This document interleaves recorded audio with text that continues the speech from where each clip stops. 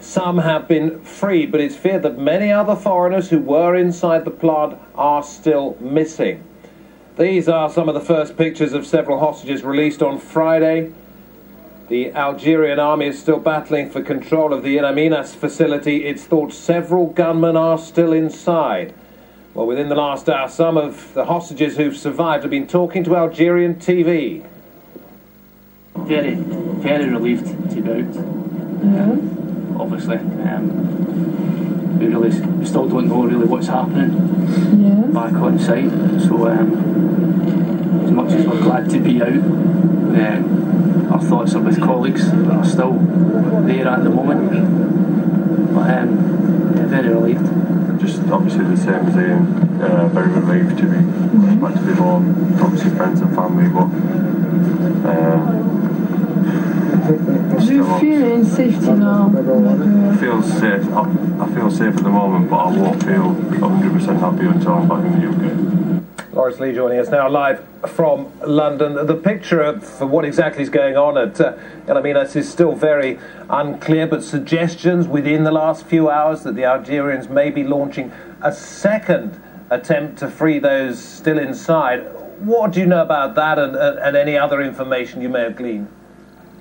It's very difficult to tell at the moment, David, whether, if there is a second operation, whether it's an attempt to go after the hostage takers as the first one did and failed so spectacularly, or they're looking around the plant trying to find hostages, for example, who might be hiding or something like that. Is not very clear, nor is it clear, I think, at the moment precisely whether any Algerian operation is being done of their own volition and under their own initiative, or whether they have any outside support from countries like Britain and America, which we know now have people there, specialists as they've been described, on the ground. Certainly it's become entirely clear now that there is a great deal of anger directed towards the Algerians for having done this operation in the first instance without having told anybody, and then botching it up so badly that dozens of hostages were killed in the process. And I certainly think the message now to the Algerians from governments like Britain is don't be hasty, play the long game, take it much more slowly, try to negotiate with the hostage takers as well, and don't go in literally all guns blazing. And there are some suggestions too that the hostage takers may be interested in cutting a deal of their own. All of these things would perhaps point to a better resolution than the first attempted rescue, which ended so badly. But in the end, if it's true that 30 hostages are already dead and there's a further 60 still unaccounted for, that's a putative theoretical total of a potential 90 who might end up dead at the end of all this if things aren't done properly. And that's clearly extremely alarming for all the foreign governments who have people there. In situations like this, Lawrence, there's normally an awful lot of diplomatic language you have to read between the lines, but occasionally that frustration does make itself plain. Yeah, and in the House of Commons here in London, the Prime Minister said he was disappointed that he had asked the Algerian government in advance of their assaults for prior notice, and then he didn't get it. They told him when the operation was underway, and that was the same in France, and it was the same in the United States, and it was the same in Japan, and the Japanese called in the Algerian ambassador for a dressing down to try to explain it.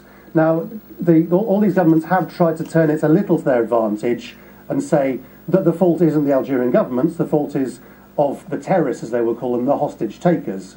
But at the same time, it's a breach of diplomatic protocol, and it looks as if the Algerians went far too quickly. But when he addressed the Commons here today, the Prime Minister did insist that it looked like it was a very well coordinated attack by this group of people. It appears to have been a large, well-coordinated and heavily armed assault, and it is probable that it had been pre-planned. When I spoke to the Algerian Prime Minister later last night, he told me that this first operation was complete, but this is a large and complex site, and they are still pursuing terrorists and possibly some of the hostages in other areas of the site. The Algerian Prime Minister has just told me this morning they are now looking at all possible routes to resolve this crisis. Obviously this involves a lot of individuals, it involves a number of different governments. It's not just diplomatic fallout, there's an economic side to this as well, with that plant supplying so much of the gases used in Europe. Well, yeah, and clearly the narrative now that's coming from Western governments, isn't it ironic? They said they were liberating these countries in Libya, just across the border, and they couldn't find much evidence of al-Qaeda in places like that. Now you've got Liam Panetta, the American Defense Secretary, here in London today with David Cameron, saying we're going to go after these gangs across North Africa ruthlessly, and they're not going to have anywhere to hide. And suddenly there's this entire narrative coming out that says that North Africa and the Maghreb is home to these groups and we've got to stop them. And the French have been saying this is the perfect explanation as to why we need to be in Mali. Now this is the kind of thing, these sort of military operations, hostage things, it spooks the markets. These people, governments, big corporates, BP, all these things, they don't like instability. And it wouldn't be a surprise, on top of all the renewed security conversations they're going to be having at the moment in embassies and vulnerable facilities like this, if the markets started to reflect this in terms of increased prices in things like oil and gas. Thank you. That's Lawrence Lee reporting live from London on the latest we know about in the Algerian desert.